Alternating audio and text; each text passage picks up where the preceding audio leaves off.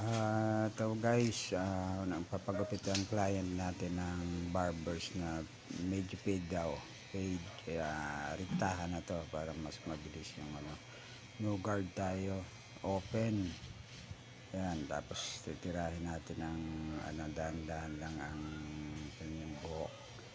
Yan, naka-open muna tayo para hindi malalim ang pagka tirada ng paid niya. Tapos pag tapos na tayo mag-open, ang gagawin naman natin ay i-overcome na kaagad para mag-connect na yung pinakataas doon sa open na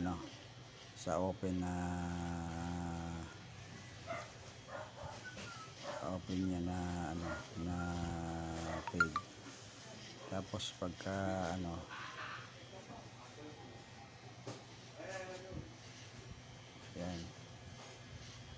yan naka-overcome na tayo.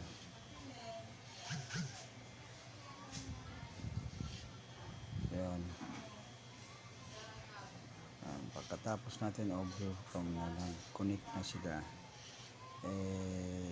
ipipaid pa natin yung pinakababa ng 0 naman para 0 close naman ang gagawin natin para yung pinakailalim at saka yung open magko-connect silang dalawa para wala silang yung transition na smooth.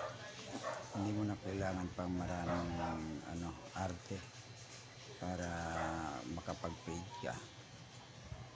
Ayan, wala tayong guard na ginamit dyan, 0 close lang at saka 0 open.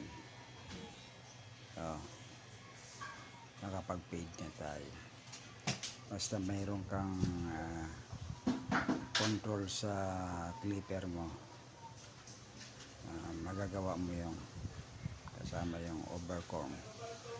Yan, okay na, ayos na. Salamat.